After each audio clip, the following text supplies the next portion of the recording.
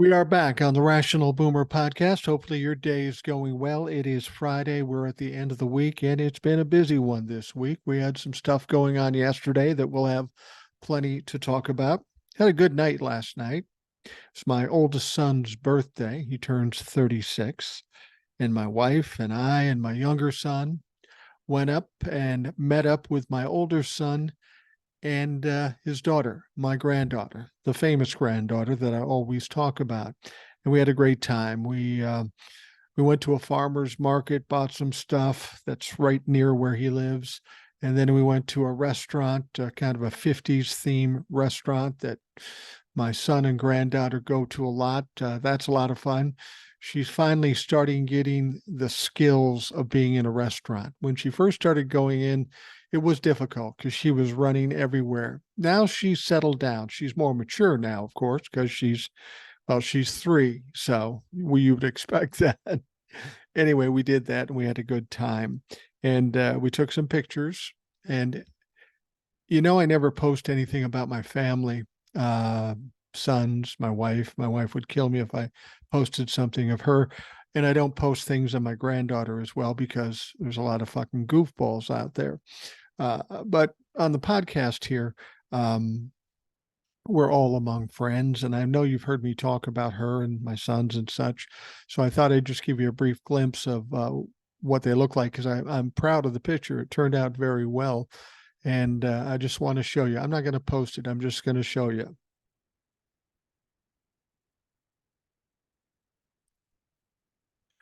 There you go. Now you can place a face with the names and the descriptions. Anyway, I had a good time last night and good dinner. Spent a lot of time with my granddaughter, who's just goofy as hell. But of course, her grandfather is goofy as hell. So we're a good pair. Had a good time. So I'm in a good mood today. Anytime I get to see my family all together, it's a wonderful time. Now, yesterday there was a bunch of things that went on, and there was one thing that we don't know too much about, but it certainly tells us something's going on. In Washington, D.C., Jack Smith's grand jury was seen coming back in session. Now, we know they indicted Donald Trump, the one indictment they put out. They had 6 co-conspirators, and we know that there's some superseding indictments coming. So it was kind of exciting to hear the grand jury back. It tells us that maybe something's coming up. But the question is, we don't know what that something is. There could be a number of things. They could be getting together to decide on indictments for the 6 co-conspirators in the first indictment. It could be about Trump's fundraising, and it could involve pre-trial seizure of funds. That's the cool thing about it. We know Jack Smith is looking into Donald Trump's handling of money when he's fundraising. Donald Trump is not very sharp at covering things up. We know that's being investigated. But what I didn't know, and I found out yesterday, if he is indicted for his fundraising, they could seize his money, the money that he collected prior to the trial. Now, that would get Donnie's diaper in a bunch, wouldn't it? That would be interesting. I don't know if that's what it is in terms of what they were talking about yesterday, but it could be. And if not, in that situation, it could be something we'd look at down the road. It could also be federal charges for fake electors. We know a lot of fake electors are taking some state charges, but that doesn't mean there won't be federal charges. That's distinctly possible. And another thing that's kind of exciting to think about is the prospect that ultimately they're going to be indicting sitting members of Congress, some of Donnie's friends, people like Roger Stone and Ginny Thomas. It would be cool if that's what's coming out of this particular grand jury session. So a lot to look forward. Something going on in Washington, D.C. We don't know exactly what, but something is happening. All right, we've got some emails. And I got to be honest with you, I've had a little chest congestion and I'm coughing now and again. And because I'm doing this on video, it's harder for me to edit. So I might just turn my head away and cough. It's not professional, but what the fuck? This is the podcast, not a radio show. And most importantly, it's my fucking show. It's actually your show too, because if you listen to the podcast when we have listeners on or when I read emails, it's as much your show as it is mine. But I'm controlling this motherfucker. Anyway, we'll start out with the first email. Hi, Mike. Gina from Massachusetts. I have a short question. When did Nazism become mainstream? When did it become acceptable? I grew up in the 1960s and 70s. My recollection is that the symbol and its ideology were just never tolerated. The flag is a fucking punch in the face for every person who died in the atrocities of WW2. It's beyond freedom of speech, especially when it's done in public arenas. Can someone smarter than me explain why this is allowed? It never was before. Well, Gina, I'm not going to suggest I'm smarter than you, but it kind of goes back to all the things that seem to be mainstream now, whether we're talking about misogyny, racism, anti-Semitism, or this whole situation with the Nazis. It was not to be brought up in polite company for many years, for most of my life. But like everything else in 2015, when Donald Trump entered the political scene, all these people that had been still around, they just hadn't been talking, or at least in public, they felt comfortable coming out because Donald Trump was one of them. Donald Trump made it cool again to be a Nazi, a racist, a misogynist, an anti-Semite. That's the only explanation I have. And as a country, we become, I don't know what you call it. I hate to say we're more tolerant, but that's the problem, is we've been more tolerant of these inappropriate folks and their mindsets. And why, I don't know. I mean, they want to go back to Puritan times when it comes to abortion and sex and all that stuff, but they want to go back to the 40s and 50s when it comes to all this hatred shit. I don't know that it can be explained, but I can tell you this: Donald Trump is at the heart of it. He made it okay to speak out, and the Trumplafucks and the Republicans supported that, so it's become worse and worse since 2015. Now, she goes on to say, also, I live in a very blue area, but I hear gunfire all the time in the wooded areas around my house. There are no shooting ranges anywhere near here. Most of the noise is from semi-automatic weapons. Trying to stay positive, and you help me do that, but this shit has to stop. This has to stop, this hate. Keep talking, Gina. Then she goes on to say, Gigi is my alternate ego. She's always happy. We've heard from her when she's written under the nom de plume Gigi. Yeah, I don't know how to, I don't know your area, but if there's no gun ranges and there's gunfire, that doesn't sound good. And I understand why it's hard to stay positive, but you got to. I mean, I always hear from people who come to me and it's like they have no hope. Well, if you have no hope, then what are you going to do? Curl up in the corner? Die? There's always hope. And sometimes you have to work at it. Sometimes you have to grab it for yourself. And Gina or Gigi, that's what we're doing here. It's not a guaranteed fix. But once we people start talking loud, pushing back and demanding things, then we can start to get some improvement in this country. It's not going to be an easy task, but we can do it. And it's better than not doing anything and rolling up in a corner. Okay. Next one comes up. I live in a red purple county in a blue state.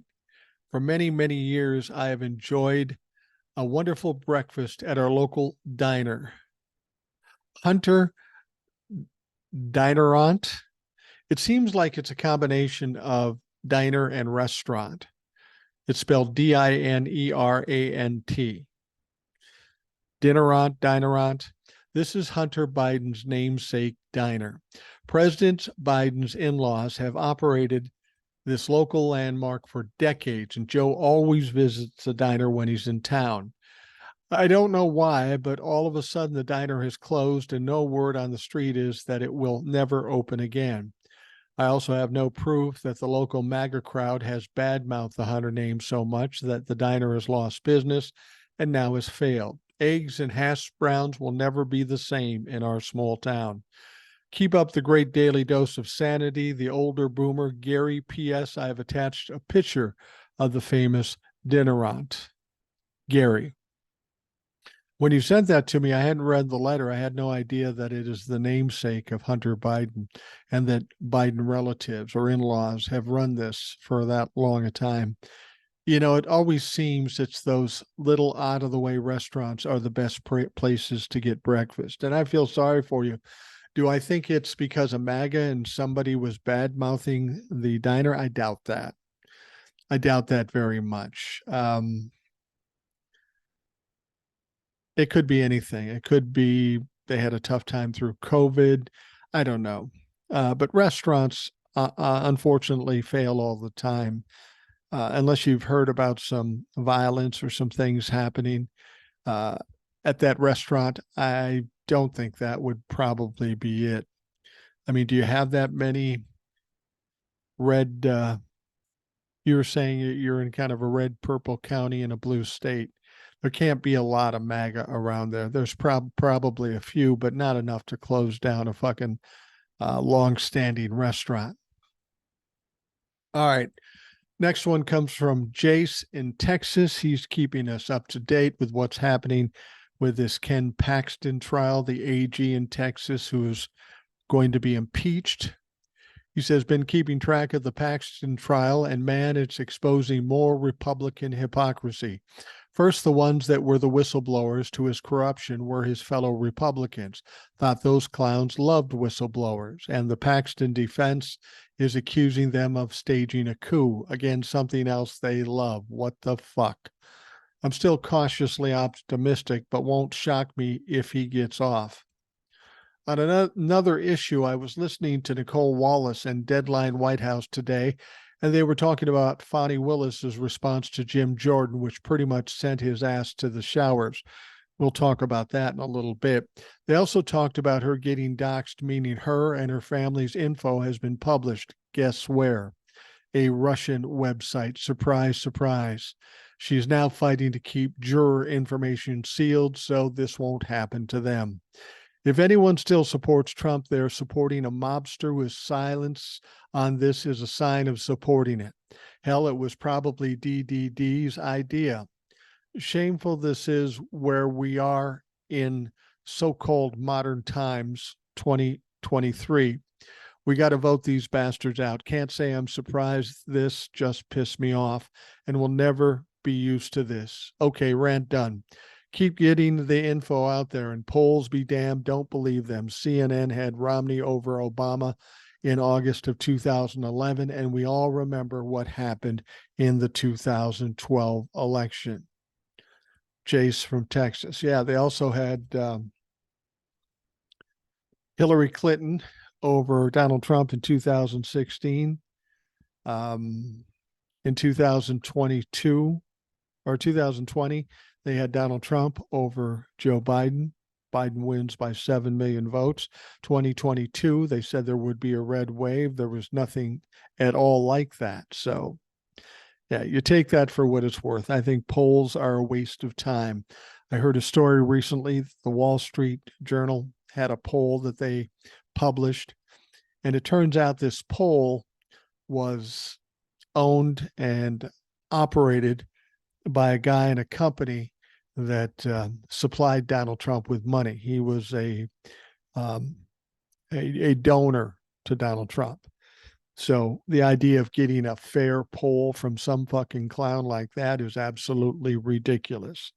Don't believe the polls. And the media keeps pushing it out there like, oh my God, it's so close between Donald Trump and Joe Biden. I'm going to tell you this. Joe Biden won by 7 million votes in 2020. Donald Trump has done nothing to gain votes since then. In fact, he's lost support. In 2024, I wouldn't be, if Donald Trump is the candidate for the Republican Party And I'm still not convinced that will be the case. But even if he is, I'll bet you Joe Biden wins by 10 million votes or more. All right, the next is Darren. Now, I'm feeling a little funny about one word in this email. I'm going to say it because Darren said it and his circumstances. But I always thought this word was not acceptable anymore, but we'll see. This comes from Darren. Darren was on the show a while back. He's from Montana. You remember him. He says, "Hey, RB, just finally listened to the Old Soul show. She is my spirit animal. Wanted to wait until I could listen without interruptions. We need people like her in government. The thing I didn't tell you is my gal is, this is the word, mulatto." Now, I've heard the word years ago, but I've heard that's not necessarily accepted. So I don't mean to insult anybody by saying it, but this is what Darren wrote. He goes on to say, she has taught me so much about implicit bias. I'm an old white man. What the fuck do I know about racism? Excellent point. She an old soul helped me to learn every day. Just love the way she says it. Thanks for bringing her wisdom to my world, Darren. Now, I don't think, I know that Darren didn't mean anything negative about that word. I just don't know. I'm an old white guy. I don't know that shit. So if any of you out there or old soul can tell me if that is a negative word, please let me know. And keep in mind, Darren's just an old white guy in fucking Montana. What does he know? Anyhow, we'll move on. And it turns out the next email is from Old Soul. She says, "Hey, Boomer, I started seeing people talk about the letter Fani Willis sent Jim Jordan, so I read it, and we'll talk more about that in a moment, too.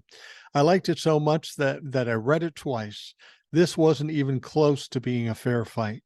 Jim Jordan was completely unarmed as he attempted to take on Fani Willis, who showed up to this fight armed with a legal mind, preparedness, the truth, and a purpose. There were so many gems in her letter that I can't pick out my favorite part. She shut down the Republican talking point questioning the timing of her bringing the charges by fearlessly calling out Lindsey Graham by name for his attempts to delay her investigation. She listed things Jim Jordan could prioritize while on the dime of taxpayers instead of wasting time and money with his blatant attempts to obstruct justice. I literally laughed out loud when she not only told Jordan what book he can read to help him better understand the RICO statute, but she made sure to let him know that he'd have to pay for the book since he is not a licensed attorney. In a professional way, Fani Willis told Jim Jordan to go play with somebody else. Brilliant. The Republicans in the House of Representatives remind me of a Mark Twain quote. It could probably be shown by facts and figures, and there is no distinctly native criminal class except Congress. Thanks, Boomer. And that was Old Soul. Thanks to her and all of you for sending the emails. It's something I truly enjoy doing on the show. As I've said, I really think audience interaction is important. Well, this show particularly, whether it be a listener guest or the emails. And I appreciate it. What you do as listeners by participating make this show a lot better. And for that, I'm thankful. All right. You remember we talked about little Petey Navarro. He's so cute. We could put him in our pocket. Anyway, Trump White House official Peter Navarro was convicted Thursday of contempt of Congress, charges filed after he was accused of refusing to cooperate with a congressional investigation on the January 6th attack. This was an easy one. This whole trial took 3 days. They had opening arguments. The prosecution gave their case. The defense did absolutely nothing, didn't call one witness, didn't make any points, just sat there like dumbasses and got their asses convicted. You wonder if they were going to do that, why wouldn't they just plead out, get him a better deal? Now, the sentence could be anywhere from 30 days to 1 year. And the thing about it is, I've said this before, I think this may be the least of his problems because he talks about the Green Bay sweep and how they were going to do this and how they were going to do that. So clearly, he was somewhat involved in the planning and strategizing of the January 6th insurrection. So wouldn't it all be surprising if he shows up in indictments with Jack Smith in future superseding indictments? I mean, we'll see, but it seems like he was in the thick of it. So now, of course, he's probably going to appeal it, delay it for a little bit longer. People always say to me, why isn't Bannon in jail? Well, Steve Bannon was convicted of contempt of Congress, but he's out on bail pending an appeal. And we know, of course, the legal system moves slowly. He was sentenced to 4 months. So we'll see what happens with Steve Bannon. His appeal won't likely work. I mean, it's a pretty cut and dried fucking case, especially when they don't put up a defense. The case is about not complying with a subpoena for documents and testifying. So it was very simple, as I mentioned before.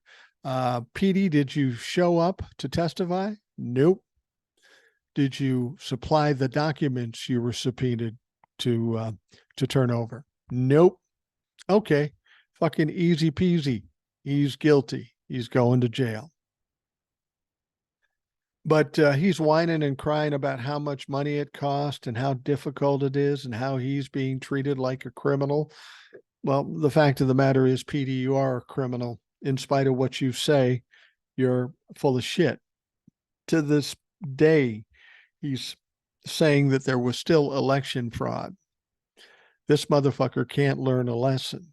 So we'll see what his sentence is very soon. We'll see if he appeals it. I don't even know that he can afford to appeal it, frankly. I mean, if they give him 2 months, you might as well just do the fucking time. You're already in the hole financially. Now, the verdict came after a short trial for Navarro, who served as White House trade advisor under Trump. He promoted all the baseless claims of mass voter fraud. He's still doing that to this day, in spite of the fact that nothing's ever been proven. There is no evidence and there are no witnesses. Now, Navarro, as I said, was the second Trump aide to face contempt of Congress. Steve Bannon was the other. Bannon was convicted of 2 counts, just as Navarro was, and was sentenced to 4 months behind bars, though he has been free pending appeal. A prosecutor said Navarro acted as if he were above the law when he defied a subpoena for documents and a deposition from the House January 6th committee. He was charged with 2 misdemeanor counts of contempt of Congress, both punishable by up to a year behind bars. Now, the defense attorney argued that Navarro didn't ignore the congressional subpoena, but instead told committee staffers to contact Trump about what material might be covered by executive privilege, something they did not do. I see what you're doing here, PD. You're trying to put the onus on Congress, but that's not the way it fucking works. They tell you to show up. They tell you to turn in documents. You just, here's an idea. Why don't you just comply?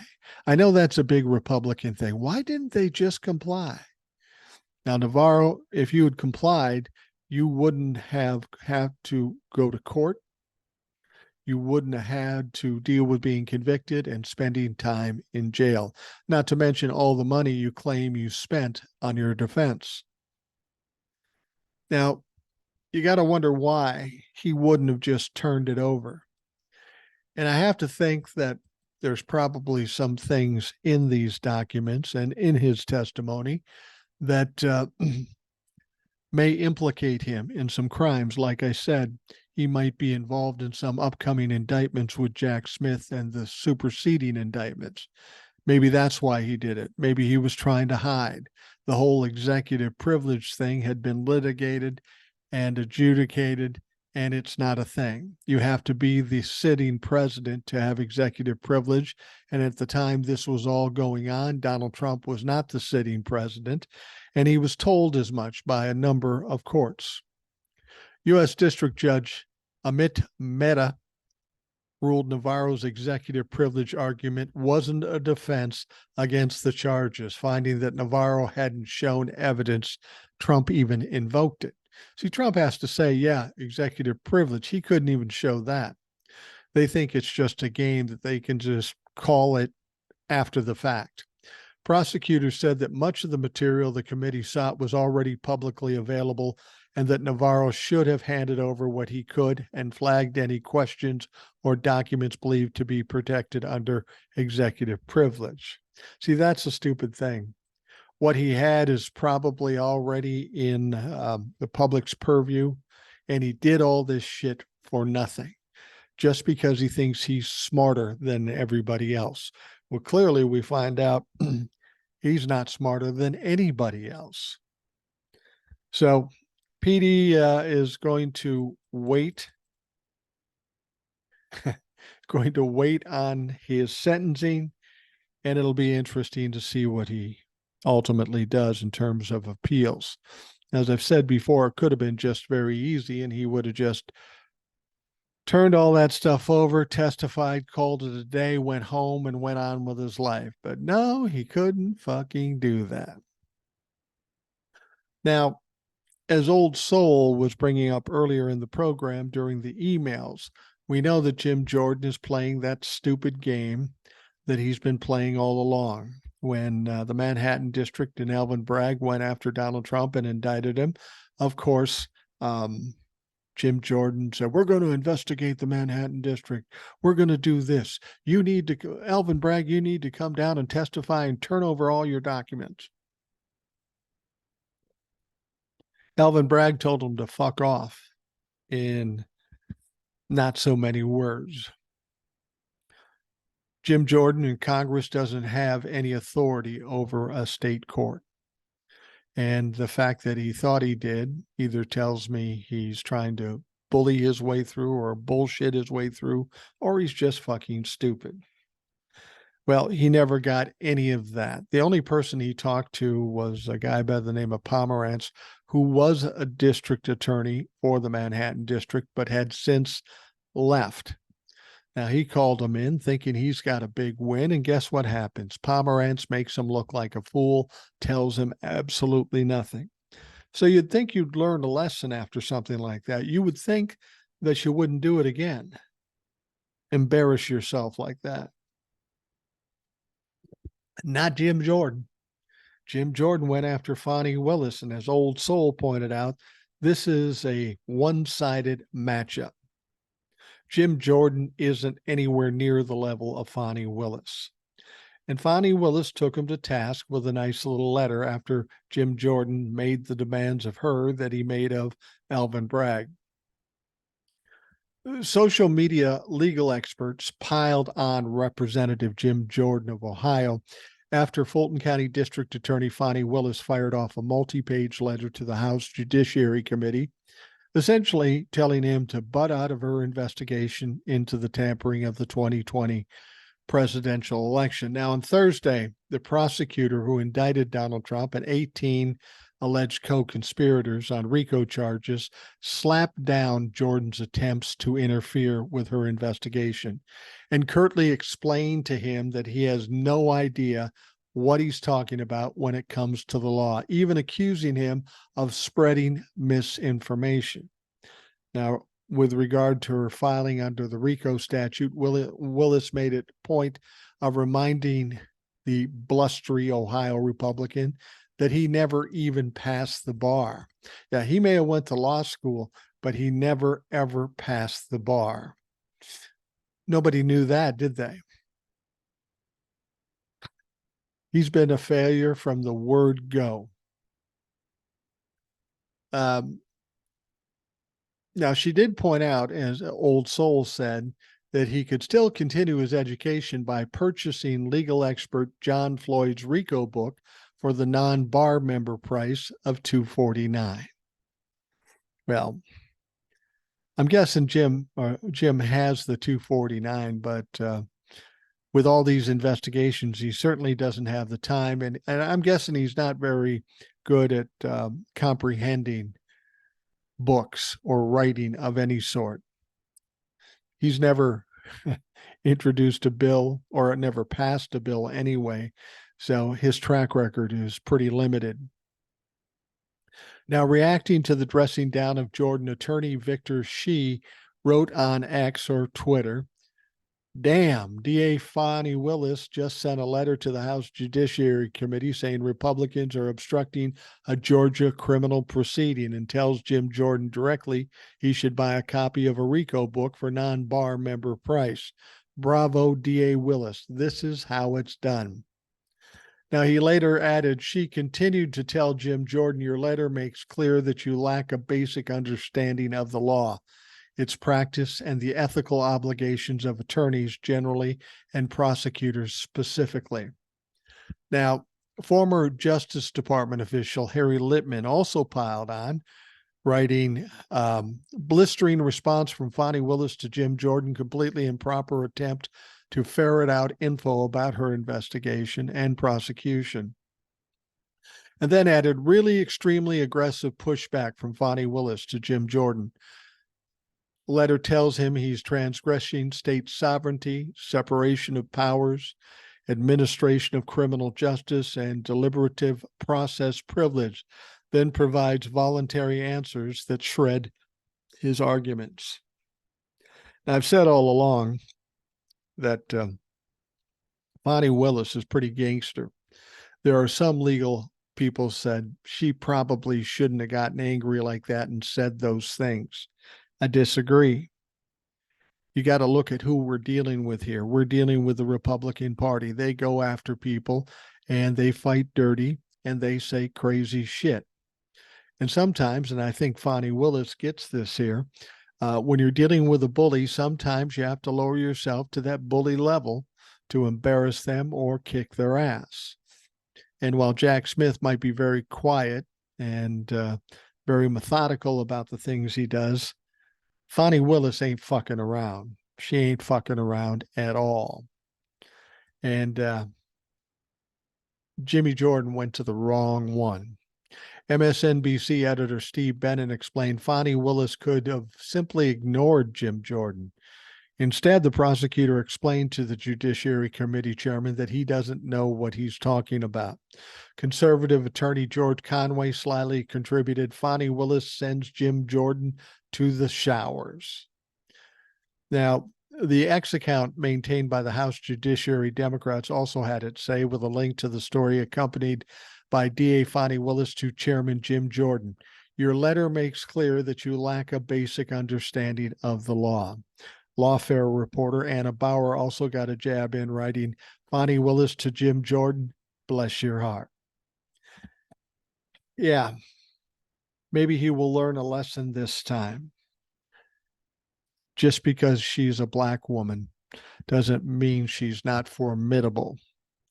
And frankly, Jim, you're not formidable. You're a weak ass, pussy ass bitch. And you just got your ass kicked by a state district attorney, Fulton County. Do you think that will stop him? Do you think he'll continue to try to pursue this? Oh, fuck yeah, he will. Because he's a dumb motherfucker. He's absolutely ignorant. But I'm glad she put Jim Jordan in his place. There needs to be more of this. They need to be embarrassed. They need to be called out, and they need to be shut down. That's exactly what Fani Willis did. And if everybody did that, these fucks would have to go away ultimately. All right, we're going to take a quick break, and we'll be right back.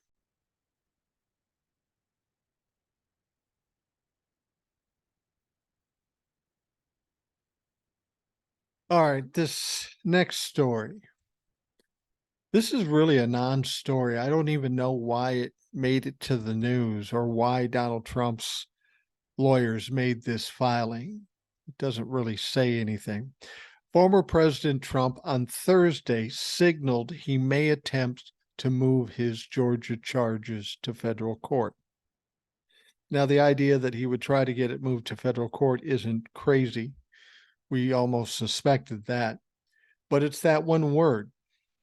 He may attempt to move his Georgia charges to federal court. Why would you even do that? Either you are or you aren't. What are you waiting for? Why wouldn't you try to get it pushed to federal court?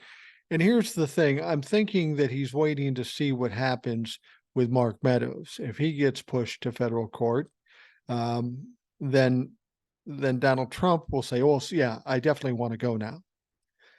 Now, they're under the belief that going to federal court would be better for them.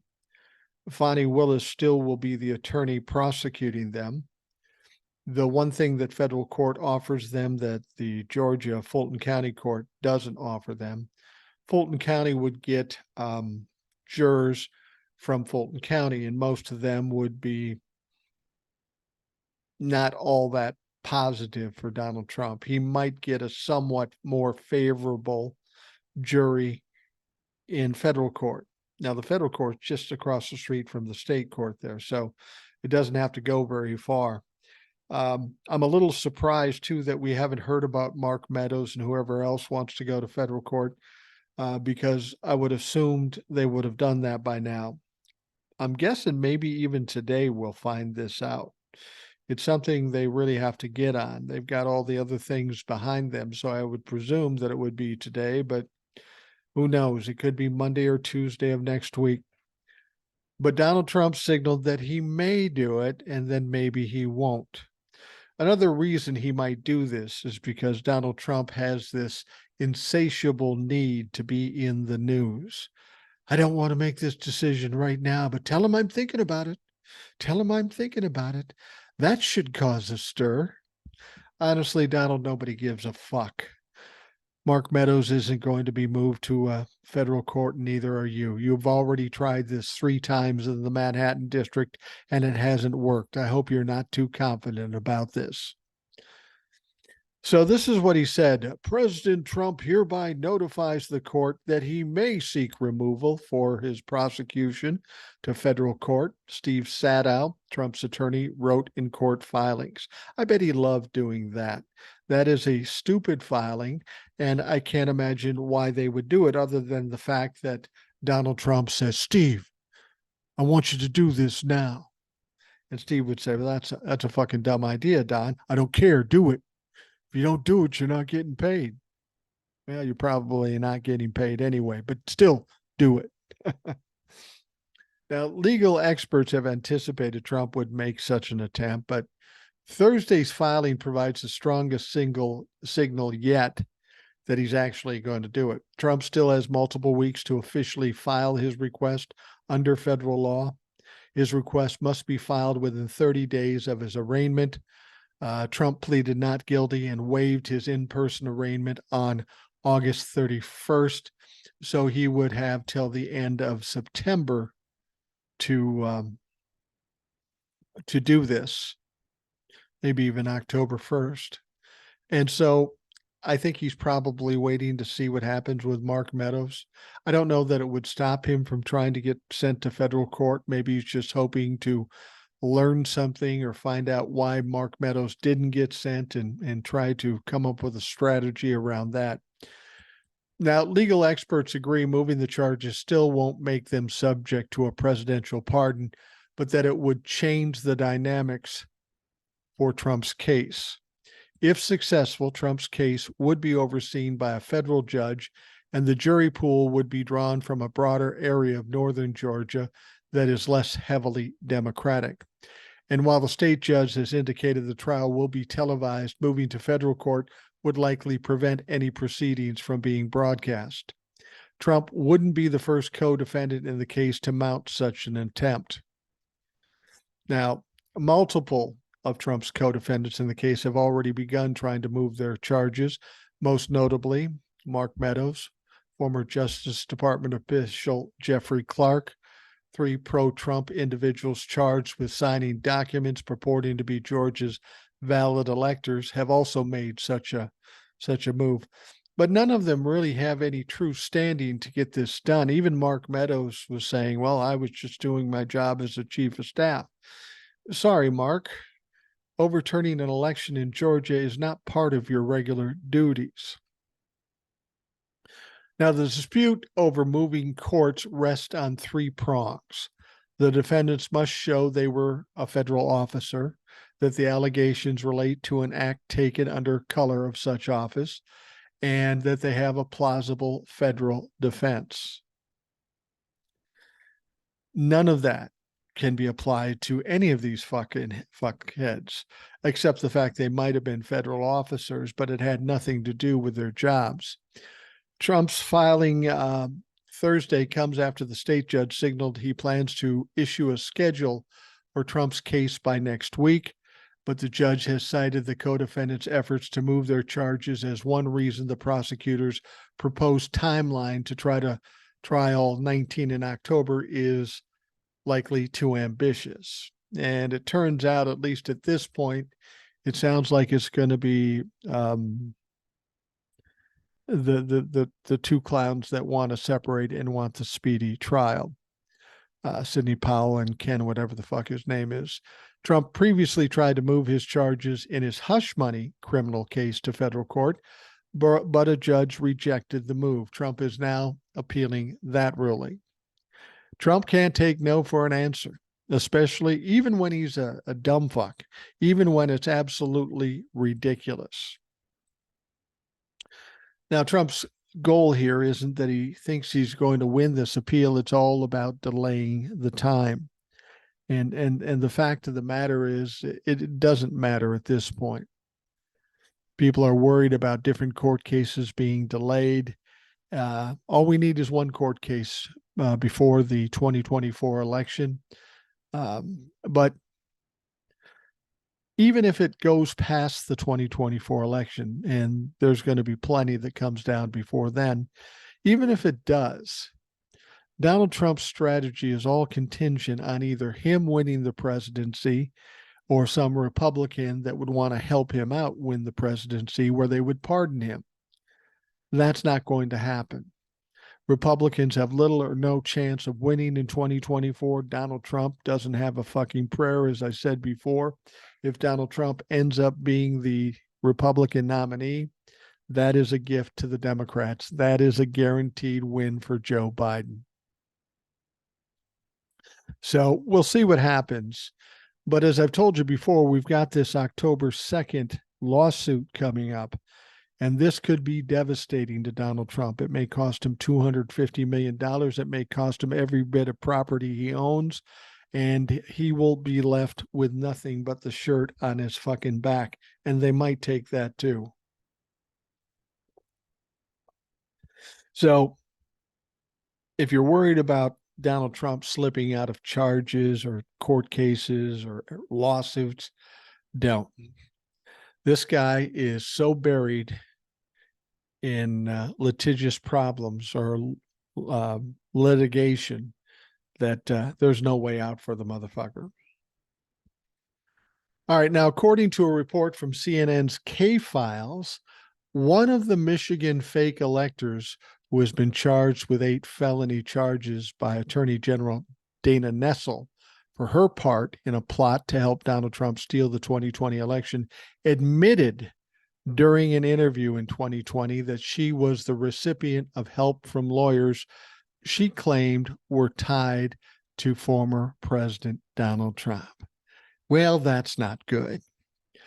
Mashawn Maddock, who served as a co-chair for the Michigan Republican Party from 2021 to 2023, recently claimed her memory was vague about the circumstances that led up to the fake elector plot, explaining a lot of that is still vague to me, and I don't have any email communications with any of these people.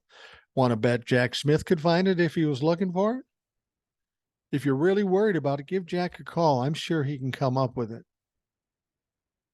Now, as CNN is reporting on December 16th, 2020, after the 2020 election, but before January 6th, she sat down for an interview with local radio host Steve Gruber, where she asked about the election maneuver that ultimately failed. She says, I'm no constitutional attorney. Yeah, no shit. I am an elector for Donald Trump from the Michigan Republican Party, along with the other 15 electors.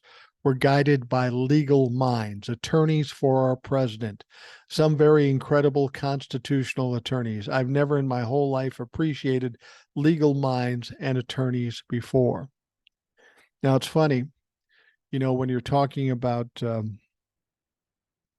changing venues from the state court to the federal court, there are some fake electors in this indictment with Fani Willis that want to go to a federal court. But of course, in the criteria for that, you have to be a federal employee or a federal whatever.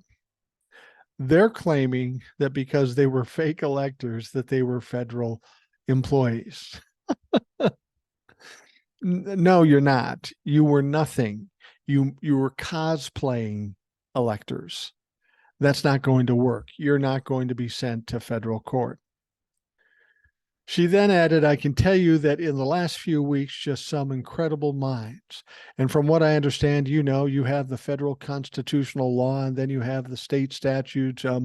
They're two different things. So what we did, along with 7 other states, really send in dueling electors, and that will be there before a federal constitutional attorney, and it will be before Mike Pence and Congress to make that decision. Little did she know there is no fucking decision to make, and it wasn't made. Now, according to K-Files' Andrew Kaczynski and M. Steck, she parroted some of Trump's most controversial false claims of voter fraud in the 2020 election, eventually deleted a tweet spreading the unfounded conspiracy theory that Dominion voting machines had changed votes in the elections. In December 2020 interview, Maddox cited the 1960 election in Hawaii, in which pro-Kennedy electors were also sent to the National Archives, and augment cited by Trump campaign attorneys in memos that allowed their fake electors' plans. Yeah, they took some ideas from previous things that really had no comparison. They perverted it a little bit. They twisted it. They turned it. They diverted it to fit their narrative. But that doesn't make it legal. And it wasn't legal. Clearly, it was illegal. And she can say whatever she wants, whenever she said it, but it doesn't matter. It's illegal. Now, in this Georgia, the Fani Willis indictments and charges, the media had asked for the report from the special grand jury. And it was announced a while ago that they are going to release that report. The awaited special grand jury report in Georgia is finally set for release today at 10 a.m. So it may already be released by the time you hear this. That's 10 a.m. Eastern time. It could shed more light on the investigation into the potential 2020 election interference in the state as the resulting of the 19-defendant racketeering case. But first, a refresher on what that report is. Remember, there's a difference between the grand jury that returned the indictments last month and the special grand jury that investigated the matter last year and then recommended the charges to the actual grand jury. And you remember, of course, the foreperson of the special grand jury did that interview, kind of a quirky kind of young woman who told us some things that were pretty compelling. The special grand jury couldn't return charges. It's unclear exactly what it recommended. That's what prompted such intense interest when the special grand jury foreperson, Emily Coors, the woman I just spoke of, she spoke to media outlets earlier this year after the panel disbanded, though we could glean clues from her comments that her panel's proposal wasn't a short list and includes names that you'll recognize. And she was right. Everything she said was true. Now, Coors forecasted the 19-defendant indictment returned by the regular grand jury last month charges in a long list, including several recognizable names, Donald Trump, Rudy Giuliani, John Eastman, Mark Meadows, and Sidney Powell. But to what extent did the special grand jury's suggestions align with the regular grand jury's indictment? We don't know that. That's where today's release of the report can help settle the question once and for all. Now, this isn't necessarily the Republicans pushing to get it. It is the media, and that's what the media does. And apparently they were going to come up with enough of an argument to get it released. Now, on this special grand jury, it was 26 Fulton County residents who were impaneled pursuant to a January 2022 order. Their mandate was to investigate the facts and circumstances relating directly or indirectly to possible attempts to disrupt the lawful administration of the 2020 elections in Georgia. They were selected in May of 2022, and they heard evidence from June through December. So we're talking 6 months here. They received evidence from or involving 75 witnesses, including poll workers, investigators, technical experts, state employees, and people claiming election fraud. To be sure, the report hasn't been kept completely in the dark. It was partially released in February, but it has been partially sealed since then over objection from a media coalition.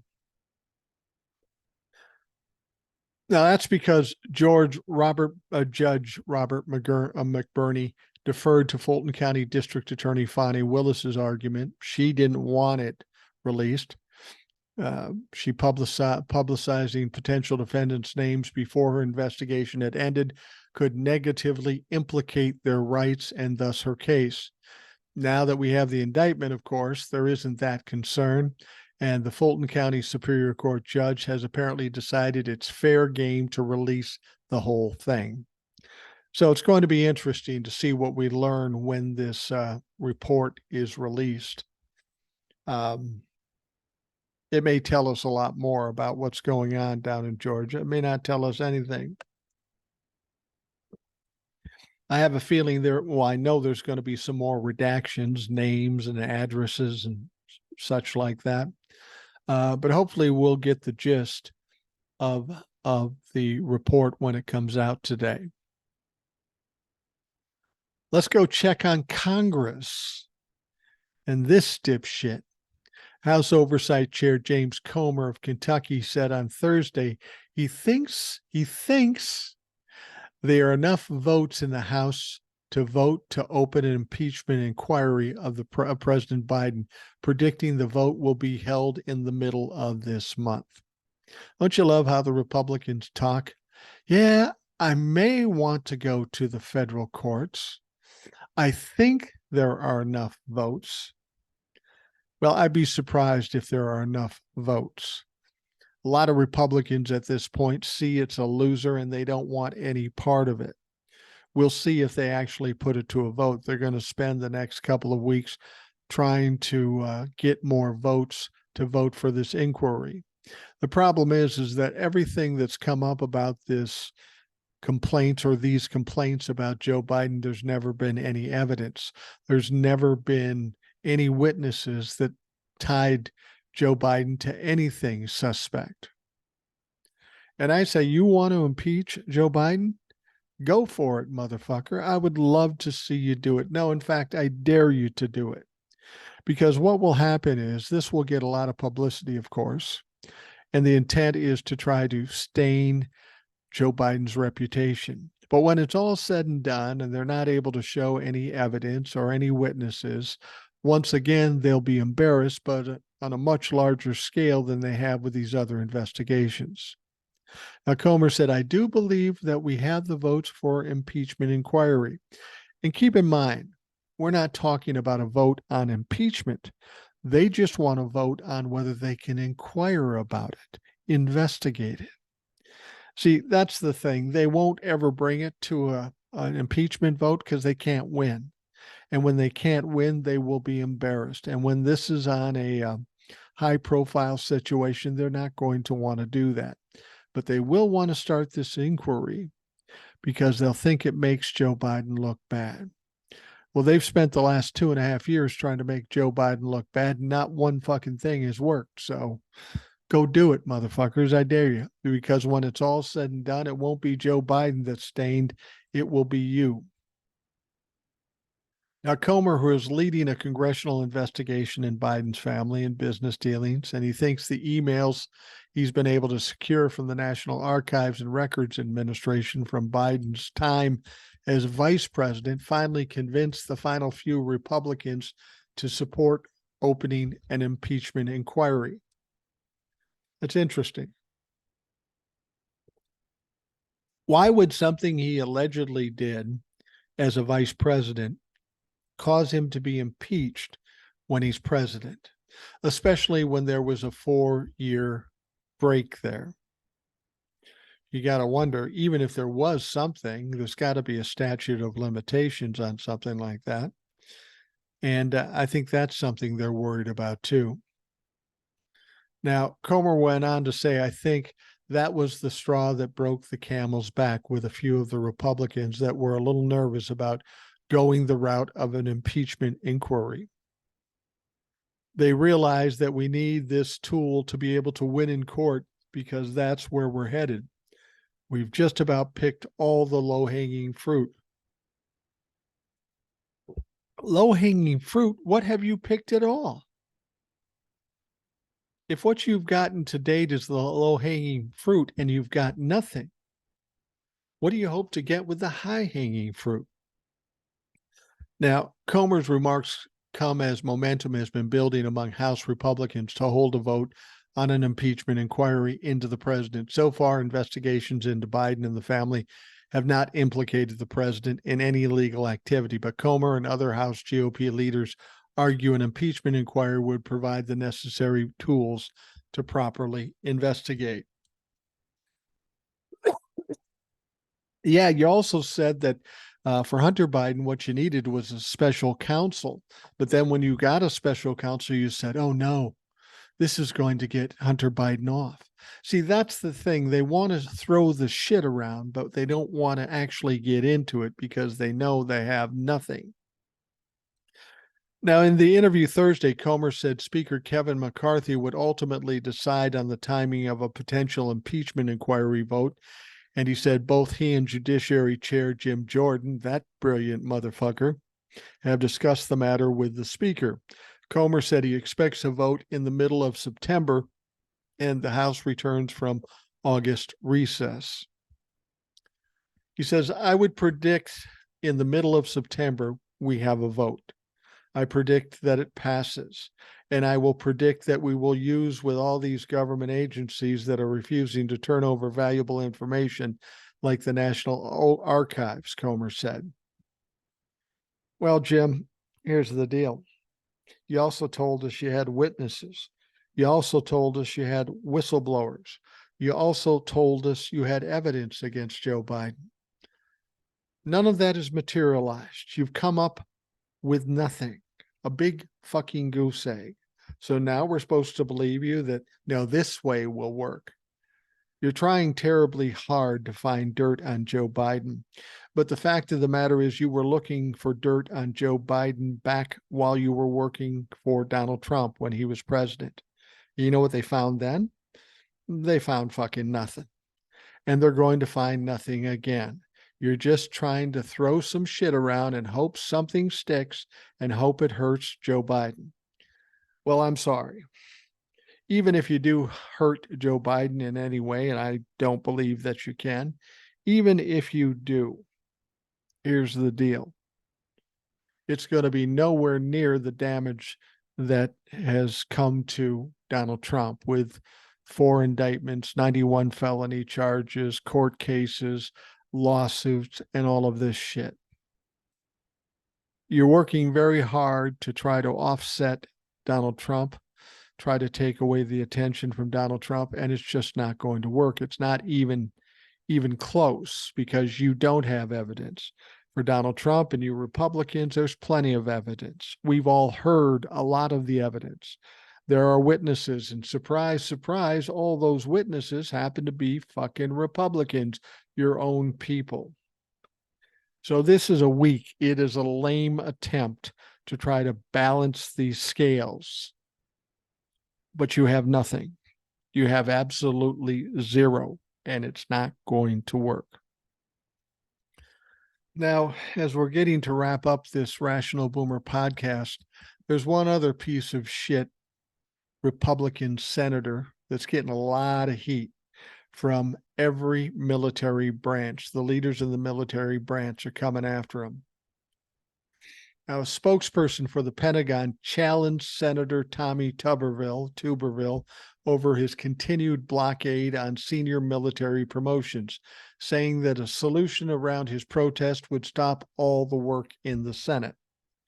Now, Tuberville has prevented more than 300 senior military promotions from being approved by the Senate for nearly 6 months due to a protest over the Department of Defense's policy allowing military service members to receive abortion care. Pentagon Deputy Press Secretary Sabrina Singh said Tuberville's protest is already causing stress and problems in senior military leadership. It's pretty important when we're talking about roles not being filled. We're talking about someone who's doing that job that should be done by two different people. The commandant of the Marines is doing a dual-hatted role right now because Senator Tuberville is holding up his confirmation. And this is without question hurting our military. That's the Republicans hurting our military. The Navy, Air Force, and Marine Corps do not have Senate-confirmed leadership in place, meaning the interim replacements authority is limited. One proposed solution would be to take the motions onto the floor of the Senate and pass them individually, with all senators voting by roll call instead of as a block with a unanimous consent voting. We can break out members from the block over 300 nominees for promotion. If you want to have a debate on each one, have it go to unanimous consent and get it rejected by Senator Tuberville or another Republican when it goes 2 hours of debate. Clearly, that would take too fucking long. It's a waste of government money having our Senate do this, and that's all thanks to Tommy Tuberville. Now, this Singh woman said, "Do you want the Senate to go into complete shutdown?" Now, I don't think anyone wants that. Tuberville's controversial blockage has come under criticism from Democrats, the White House, military leaders and advocates, and even Alabama voters, where he's from. Fellow Republicans have attempted to negotiate with the senator to stop the protest, but have failed so far. Now, his own people aren't fucking happy with him at this point. Now, earlier this week, the secretaries of the Army, Navy, and Air Force published a joint op-ed in the Washington Post railing Tuberville over his protest, saying it hurts the country's military. Now, Singh said, "What we will still continue to do here at the Pentagon is to highlight how damaging this is for our national security, for our readiness, for our military families. That's something that a senator who sits on the Senate Armed Services Committee should really understand." Yeah. But Tommy Tuberville is a dumb motherfucker. He only wants what he wants. He wants to feed red meat to the evangelicals because that's all that's important to him. He's butthurt about abortion and this whole situation. And he's going to sit there and do this as long as he can get away with it. Now, if the leadership, Mitch McConnell and other Republican leaders, went to him and said, "A fucking enough is enough. If you continue to do this, we're taking you off committees," I bet he would change his mind. But unfortunately, the Republicans, even though they know this is harmful to the military, they don't have the balls to do it. Maybe Mitch McConnell, who's been pretty quiet about this, over and above his medical issues, he hasn't really done his job to any extent. He's probably not competent to do his job right now, in spite of the fact that he said he's going to run out his term, which would take us to 2026, actually January of 2027. Well, I got to tell you, I don't think Mitch McConnell's got that long. I don't think he'll make it another 3.5 years or whatever it is. But this is something that has to be rectified, has to be worked out. and we've got one dumb senator who has very little experience, who is dumb in his own right, who's incompetent in his own right, holding this up. Are you telling me that our Senate, whether it be Democrats or other Republicans, is too weak to pressure this fuck to do what's right? If it is, we have to question the value of the Senate. If they can't make this work, if they can't pressure one freshman senator to do what the rest of the people in the Senate want to do, well, then you've got to question the strength of our Congress altogether. We know people ignore subpoenas and they get away with it. Why not this? This tells me we've got a big problem in our governmental system, that we need to make some changes. We need more accountability, and we need people paying a price when they fuck up like this. I hope this goes badly for Tommy Tuberville ultimately, and I think it will. For many reasons. He might be tied to the insurrection thing. He might get an indictment. At the very least, he's going to end up being embarrassed and probably become a pariah. His own state is telling him, stop this shit, and he refuses.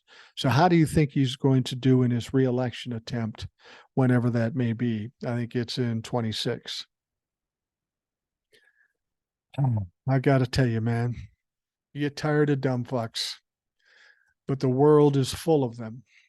And unfortunately, a large percentage of them are in our fucking Congress.